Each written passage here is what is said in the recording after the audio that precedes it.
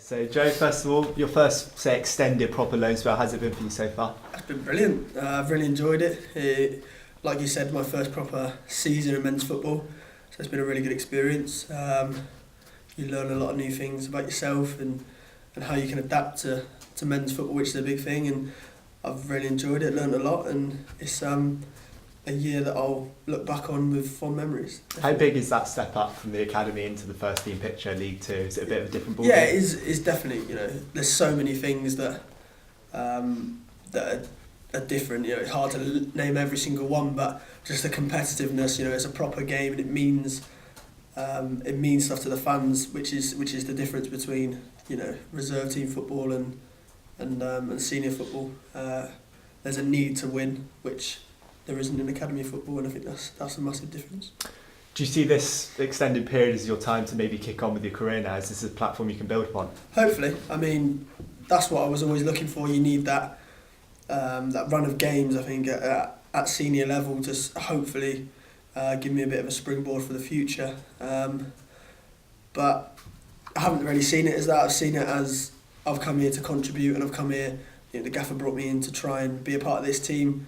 I've looked at it as though I'm a Cheltenham player as opposed to a Bristol City player. I think that was the way I needed to do it. And I'd like to think I've helped the club this season, which is what I was brought in to do ultimately.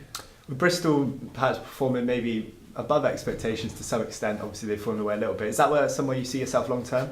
Of course. I mean, I'm signed for Bristol City, so it would be, I want to be ambitious. I don't want to be someone who thinks, I'm not going to play for Bristol City. I have to believe in my own ability, and I do believe in my own ability to go and play there. Obviously, that's a squad with a lot of quality. It's a big club who have got financial backing as well, so obviously makes it a bit more difficult, but at Bristol City at the minute there's a good track record of young players playing in the first team. A few lads this year who've made their debuts and become fixtures in the team. You look at Joe Morrell, Bobby Reid, so it gives you something to look up to, and which makes it a lot easier for a young player coming through. But just take you back a little bit, can you just talk to me a little bit how Bristol came about as a young player? How did you end up being on their books? I think it was about 11, 12. I just played local football, like county football, and got scouted then, brought into Bristol City, signed within a week really, after a trial. And then it's just what it's hard to describe it because it's what I've been living for the past, ever since I was 11 years old. So it's been a steady increase. I made my debut quite young and then had to wait a while between my first and second appearances, which is not normal. But like I said, it's been a great club to be a young player at, and hopefully that continues.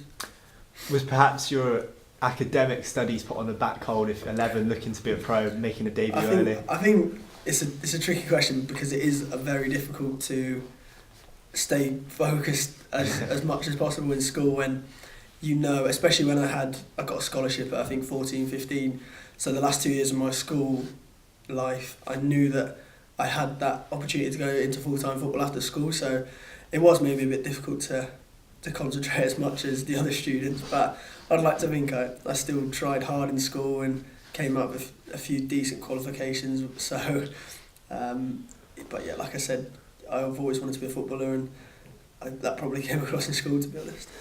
And do you feel you have anyone particular coaches, people to thank to where you are today, perhaps, or maybe built a best relationship with? I think that's a difficult one. I think I learnt a lot before I went to Bristol City at a place called Jamie Shaw, which was like a sort of academy, and Jamie Shaw's now at Yeovil. I had a few good coaches there. Jamie was fantastic with me, and sort of life experiences. That was a good place. I mean, I remember being 9 or 10 and going away to Germany and living in a German family's house, which is not a normal thing to do. So I think that was a big part. And then at Bristol City, all the coaches have been brilliant with me. Dave Horseman, who's recently come back to the club, was fantastic with me. And then Sean O'Driscoll, who was the manager who gave me my first team debut. So you're obviously always going to remember that, and I had a good relationship with him. How big was that relationship then between Lee and Gary to facilitate this move for you here? Yeah, I mean, I've been asked that a few times, obviously. It's a natural question. It obviously helps. There's been a few lads here at Cheltenham from Bristol City in the past, and this season there's been 4. So it obviously does help. But like I said to you before, I've been brought in to do a job for this club, and regardless of the relationship between the gaffers, it's I've always had to do my job here, and I'd like to think I wasn't just in the team because I come from Bristol City or anything like that. Just sort of take a little step aside off the sort of pitch. Who did you idolise when you were younger growing up as a footballer? I mean, I'm a big believer in learning from other people. I still do that. I mean, my YouTube history is probably like footballers' videos and centre midfielders. I like to watch them a lot. I think Iniesta's a big one for me, technical midfielder. I grew up probably watching that Barcelona team, Xavi and Iniesta. For me, probably the greatest team of all time. So those two were obvious idols. So those two probably, I'd say, are big influences. Obviously, far away, but people I can look up to as small midfielders and believe that you can get to the top being that way. That goal at Luton, if you could talk me through that. Another tricky question, to be honest, because it's hard to talk you through that. Probably helped that I didn't have a pass on, because I'm always looking to sort of play that final pass as opposed to have a shot. So I put a ball in the box, which initially wasn't very good. So that's then come out, got a decent touch, I followed it on, got a decent touch, and then I've sort of looked up, nothing on, because we've just had a free kick, so I've just hit it. And fortunately I've hit it decent, and keeper's dived past it, which a lot of people have been saying, but yeah, it's obviously the best goal I've ever scored, but hopefully I can score a better one at some point. Plans for next season? Hard one as well, because you're good at asking those questions. I'll go back to Bristol City in pre-season, and like I said, be ambitious and try and get in that team. That's my ambition. And then anything other than that, I'll speak with the gaffer there and see what the best thing is. But my aim is to get in that team, of course. And how's the Wales involvement been with you at a junior level? Obviously, playing under 21s caps is a great experience for you. How's that been stepping you on, bridging? Yeah, I've always loved playing for Wales. Played since I was 14 up until now. So I've probably got 50 caps or something at youth level, which is something that you can always look back on with good memories. Lucky enough to captain the squad through different age groups. Played against some really good teams, really good players, and sometimes it gives you a break from club football.